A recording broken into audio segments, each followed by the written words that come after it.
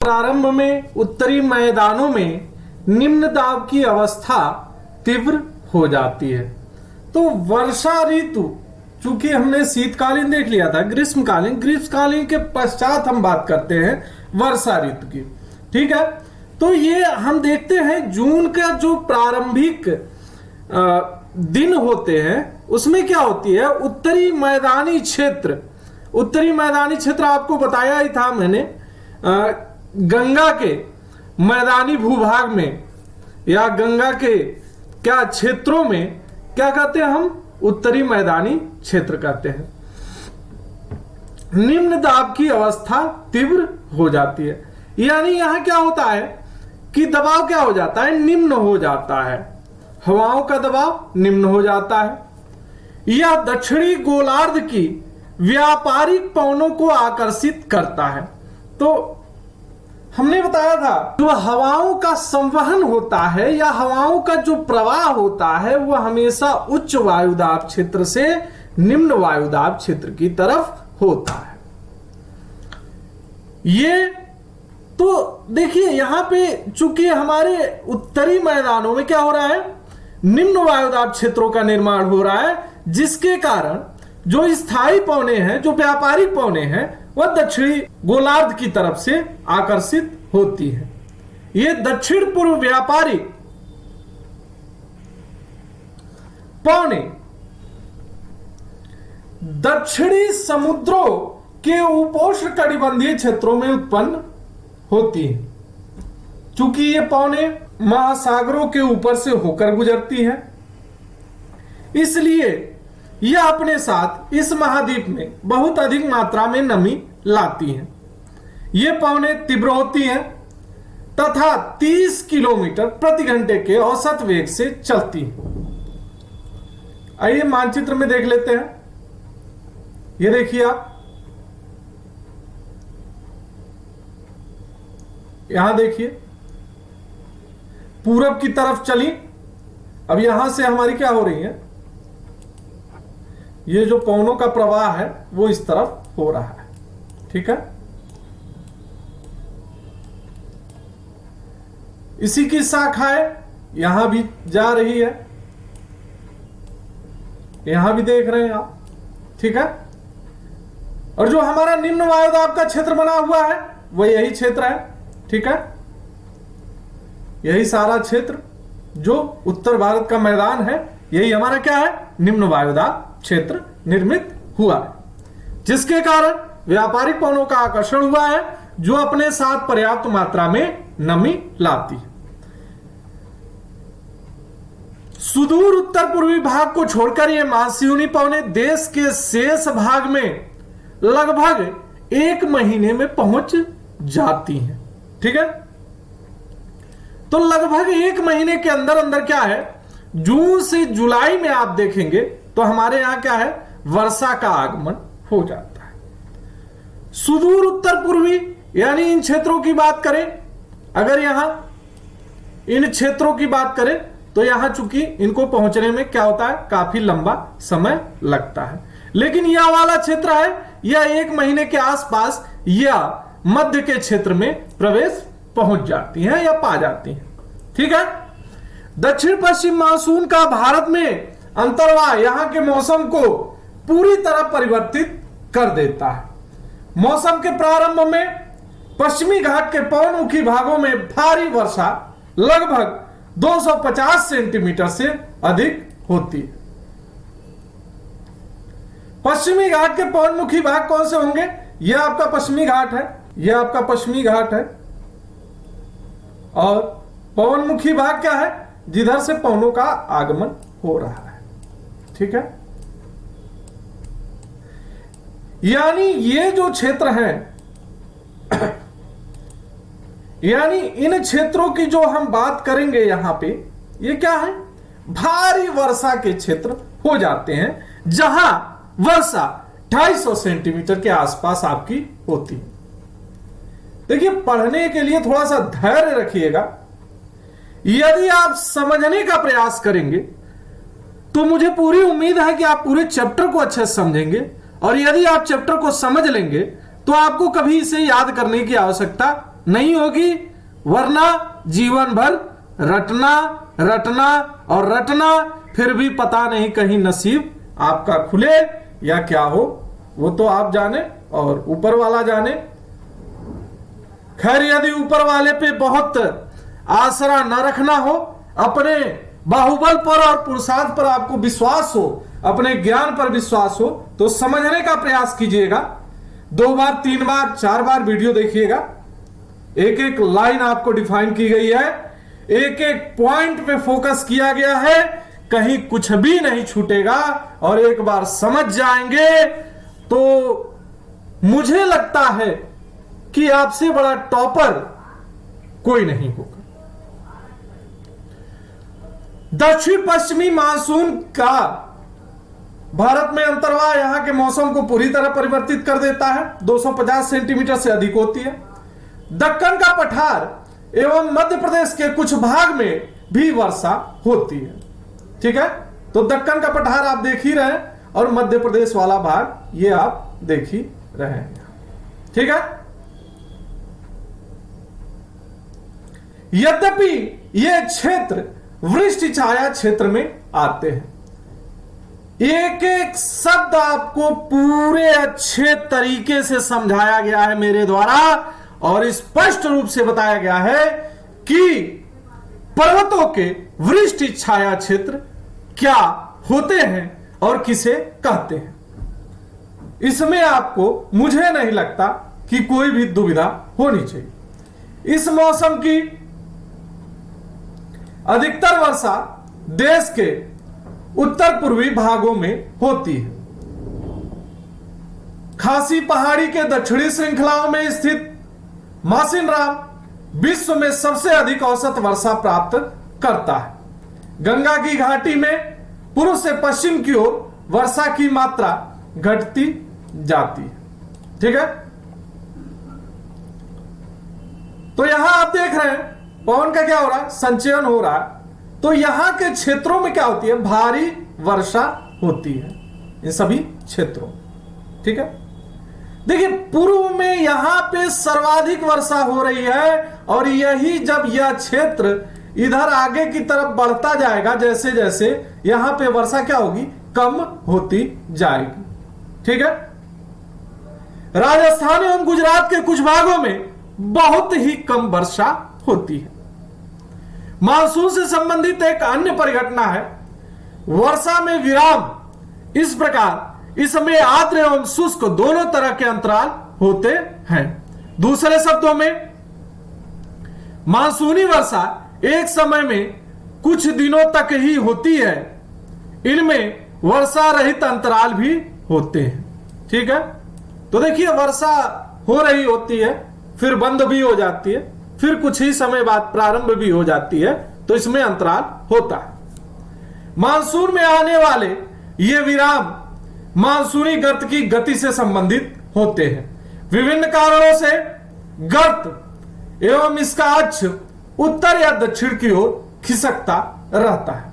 ठीक है, जिसके कारण वर्षा का स्थानिक वितरण सुनिश्चित होता है।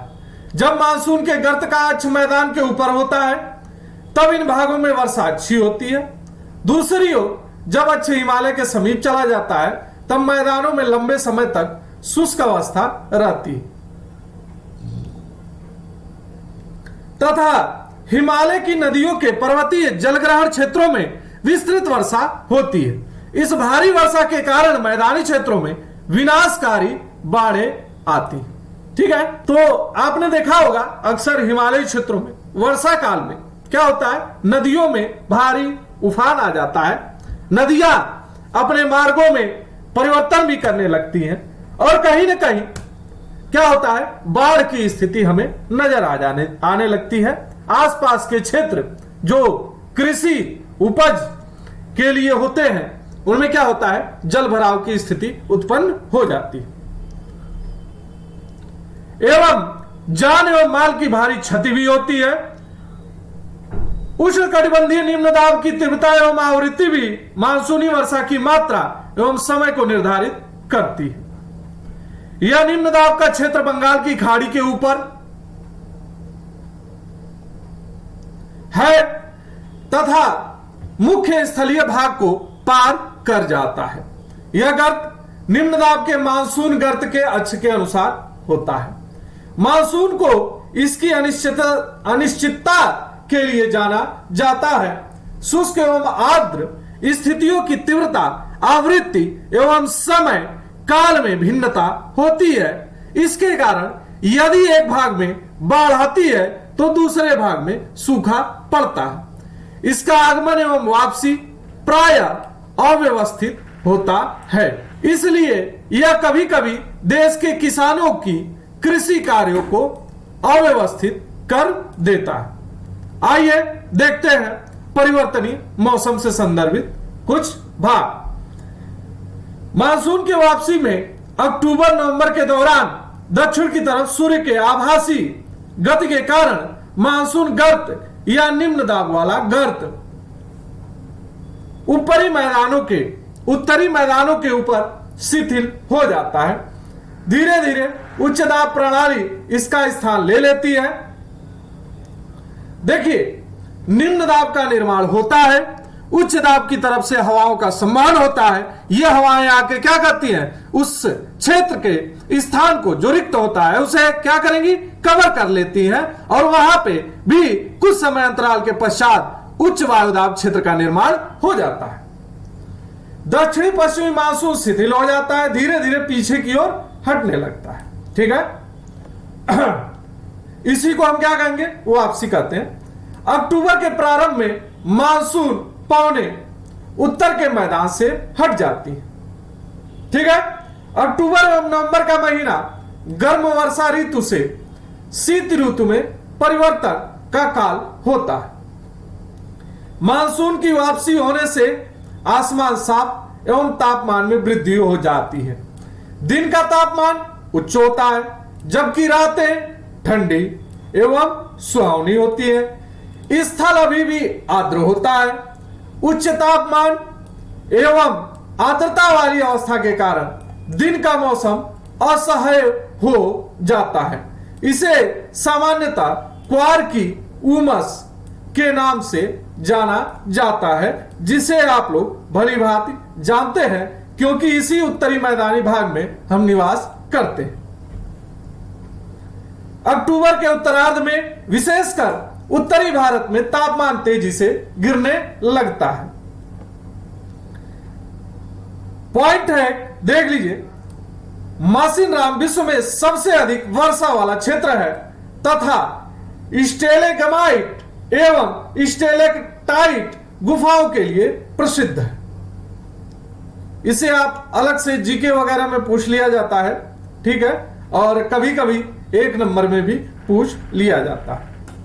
नवंबर के प्रारंभ में इसे मानचित्र में थोड़ा सा देख लीजिएगा क्योंकि यह ज्यादातर क्या किया जाता है, कह दिया जाता है कि आप मासिनराम के क्षेत्र को मानचित्र में दर्शाइए या इनकी गुफाओं को मानचित्र में दर्शाइए। तो एक बार आप मानचित्र में क्या करेंगे, इसे पॉइंट कर लेंगे। नवंबर के प्रारंभ में उत्तर पश्चिम भारत के ऊपर निम्न दाब वाली अवस्था बंगाल की खाड़ी पर स्थानांतरित हो जाती है। यह स्थानांतरण चक्रवाती निम्न दाब से संबंधित होता है जो कि अंडमान सागर के ऊपर उत्पन्न होता है। यह चक्रवात सामान्यतः भारत के पूर्वी तट को पार करते हैं जिनके कारण व्यापक एवं भारी वर्षा होती है। ये उष्णकटिबंधीय चक्रवात प्रायः विनाशकारी होते हैं। ठीक है, तो इनका प्रवेश कहां से होता है, ये आपके पूर्वी घाट से होता है। ठीक है, और यहां पर क्या होता है, इन चक्रवातों का निर्माण होता है। ठीक है, ये सभी क्षेत्र चक्रवाती निर्माण करते हैं, यहां से इनका प्रवेश होता है और यहीं पे ये क्या करते हैं, भीषण वर्षा भी करते हैं और विनाशकारी स्वरूप भी धारण कर लेते हैं। बहुत सारे घर मकान उजड़ जाते हैं और बहुत सारे जान माल की क्षति भी होती है। आइए आगे देखते हैं। गोदावरी, कृष्णा एवं कावेरी नदियों के सघन आबादी वाले डेल्टा प्रदेशों में अक्सर चक्रवात आते हैं। तो चक्रवात किस क्षेत्र में आ रहे हैं, डेल्टा प्रदेशों में। किसके किसके, गोदावरी, कृष्णा और कावेरी नदियों के। इसे भी आप मानचित्र में कर लेंगे। मानचित्र में कराया भी गया है आपको, एक बार फिर से आप क्या करेंगे, उसे रिवीजन कर लेंगे। ऐसे आपका क्या है, नदियों का जो पॉइंट होगा वो सारा का सारा तैयार हो जाएगा। जैसे जैसे चैप्टर में नाम आते जाए आप बगल में मानचित्र रखे रहे और वहीं पे उसे क्या करते जाएं, एक बार मानचित्र की तरफ जरूर देख ले कि गोदावरी और कृष्णा कावेरी का डेल्टा किस प्रकार से है और किस स्थान पे अवस्थित है, जिसके कारण बड़े पैमाने पर जान माल की क्षति होती है। कभी कभी ये चक्रवात उड़ीसा, पश्चिम बंगाल एवं बांग्लादेश के तटीय क्षेत्रों में भी पहुंच जाते हैं। कोरोमंडल तट पर अधिकतर वर्षा इन्हीं चक्रवातों तथा अवदाबों से होती है। तो कोरोमंडल तट पर वर्षा कैसे होती है, आपके बंगाल की खाड़ी में जो अंडमान के क्षेत्र से निम्न वायुदाब क्षेत्र का निर्माण होता है, जिसमें चक्रवातों का उत्पन्न होने की प्रक्रिया होती है, इसके कारण से कोरोमंडल तट में आपके वर्षा होती है। वर्षा का वितरण पश्चिमी तट के भागों एवं उत्तर पूर्वी भारत में लगभग 400 सेंटीमीटर वार्षिक वर्षा होती है। तो आपका पश्चिमी तट का भाग यह है आपका पश्चिमी तटीय क्षेत्र, ठीक है। यह देखिए यहां आपका लिखा हुआ है कितने सेंटीमीटर वर्षा है और उसका कलर क्या है, इसका कलर देख लीजिए यहां, ठीक है। आपको ब्लू ब्लू दिखाई दे रहा होगा, ठीक है। ये मानचित्र को आप थोड़ा सा ध्यान से पढ़ेंगे, 200 से 400 मीटर की वर्षा, ठीक है। ये वाला भाग ठीक इसी से सटे हुए, ठीक है। और यहां पे देखिए आपके इन क्षेत्रों में क्या हो रहा है, भारी वर्षा हो रही है 400 सेंटीमीटर के आसपास, और ये जो आपका क्षेत्र है ये 200 सेंटीमीटर है, ठीक है। ऐसे ही आप मानचित्र का एक बार अध्ययन कर लेंगे। चूंकि मानचित्र यदि मैं इसमें सम्मिलित करूंगा आपको पॉइंट करने के लिए, प्रयास होगा कि जहां ज्यादा असुविधा हो वहां पे सम्मिलित कर लिया जाए, लेकिन समय बढ़ जाएगा आपके पढ़ने का, ठीक है। और उसके लिए आप लोग थोड़ा सा बड़ी जल्दी हतोत्साहित हो जाते हैं कि सर बहुत लंबा पढ़ा रहे हैं। आप लोगों को समझना चाहिए इस बात को कि ये आप ही के हित की चीज है। बाकी हमारे लिए क्या, हमें तो सब कुछ तैयार ही है, हमें कहीं से कोई दिक्कत नहीं है और हमें विशेष पढ़ने की भी आवश्यकता नहीं है, लेकिन आपको पढ़ाने की आवश्यकता है, इसीलिए मैं आपके लिए यहां बैठा हूं।